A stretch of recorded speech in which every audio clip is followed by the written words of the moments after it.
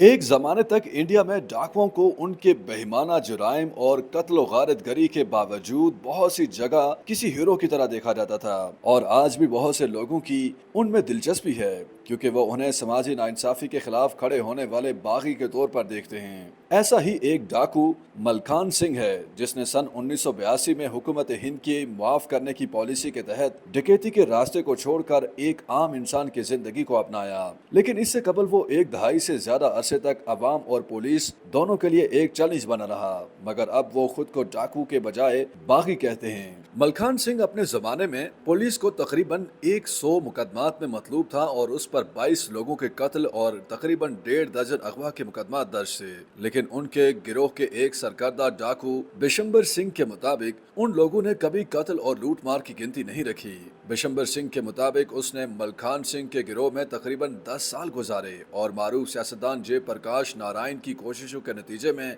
और हुकूमत से मुआफी दिलाने की यकीन दहानी के बाद वो अपने पुराने पेशे से दस्तबरदार हुए। उनके मुताबिक उन्होंने एक शख्स के कत्ल के बाद जिस गैंग में शमूलियत इख्तियार की, उसमें कोई 30 डाकू थे और उनकी सरबराही मलखान सिंह कर रहे थे। लेकिन दी टाइम्स की रिपोर्ट के मुताबिक उन्होंने कभी निचली जात की बस्तियों पर हमला नहीं किया, जैसे कि अब के डाकू करते हैं। उनके मुताबिक वो खाते पीते जमींदार घराने या सूद देने वाले साहूकारों के अहल खाना को अगवा करते थे और उनसे तावान वसूल करते थे।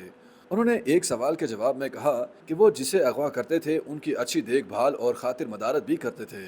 हिंदी अखबार नव भारत टाइम्स के मुताबिक मलखान सिंह ने 15 साल तक चंबल की घाटियों पर हुकूमत की। उसी वक्त मध्य प्रदेश से मुल्हिक यूपी के इलाकों में कुछ नए डाकू सर उठा रहे थे, जिनमें से एक फूलन देवी थी। फूलन देवी ने अपने गैंग रेप का बदला लेने के लिए वैलेंटाइन डे पर ऊंची जात के 22 लोगों को मौत के घाट उतार दिया था। लेकिन उस वक्त तक चंबल के इलाके में सबसे ज्यादा खौफ मलखान सिंह और उसके गैंग का था। मलखान सिंह चंबल के इलाकों में पैदल सफर किया करता था और उसकी या उसके गैंग की कोई मुस्तकिल रिहाइश नहीं थी। मलखान सिंह अपने साथियों के साथ आरजी कैंपों में रहता था, जहां के अतराफ में गहरी और तंग वादियां थीं। मलखान सिंह ने हथियार डालने के बाद एक इंटरव्यू में कहा था कि उन्होंने ज्यादती के खिलाफ बंदूक उठाई थी, लेकिन ये एक बड़ी हकीकत है कि जब इंडियन फोर्सेस के पास जदीद तरीन हथियार AK-47 राइफल नहीं थी, उस वक्त मलखान सिंह और उनके साथी AK-47 राइफल से लैस थे और उनकी फायरिंग की आवाज जंगल में गूंजती थी। उनसे मुलाकात करने वाले सहाफियों का दावा है कि उनके पास अमरीकी साख्ता खुदकार राइफल थी। मलखान सिंह के साथ जो 2 दर्जन लोग चलते थे, उनके पास भी AK-47 कारबान राइफलें थीं।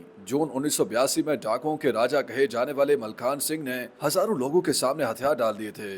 मलखान सिंह ने हथियार डालने से पहले ये शर्त रखी थी कि उनके गैंग के किसी रुकन को मौत की सजा नहीं सुनाई जा सकती। उन्होंने भिंड में वजीर आला अर्जुन सिंह के सामने तकरीबन 30,000 लोगों के दरमियान हथियारों के साथ खुद सुपुर्दगी की थी। हथियार डालने के बाद मलखान सिंह ने सियासत में भी किस्मत आजमाई, लेकिन वो ज्यादा कामयाब नहीं रहे। अलबत्ता उनकी अहलिया सरपंच जरूर बनी। 2019 में इंतखाबी मुहिम के दौरान उन्होंने कहा था कि मैं डाकू नहीं बल्कि एक बागी हूं जिसने इज्जत नफ्स के लिए बंदूक उठाई थी। मैं जानता हूं कि असल डाकू कौन है और उनसे कैसे निपटा जाए। आज तक की रिपोर्ट के मुताबिक सिर्फ 17 साल की उम्र में मलखान सिंह ने गांव के लोगों को ये बताने की कोशिश की कि मंदिर की जमीन पर जबरदस्ती कब्जा किया जा रहा है, जो कि गलत है। जब उसकी खबर सरपंच को मिली तो उसने अपने ओहदे का इस्तेमाल करते हुए मलखान को हवालात की सैर कराई और पुलिस से मार भी पड़वाई। सरपंच कैलाश नारायण पंडित ने मलखान को हर तरह से दबाने की कोशिश की, जिसकी वजह से उसने गैर कानूनी रास्ता अपनाया और सरपंच के साथ साथ कई दूसरे अफराद को भी मौत के घाट उतार दिया। हुकूमत ने उसके सर पर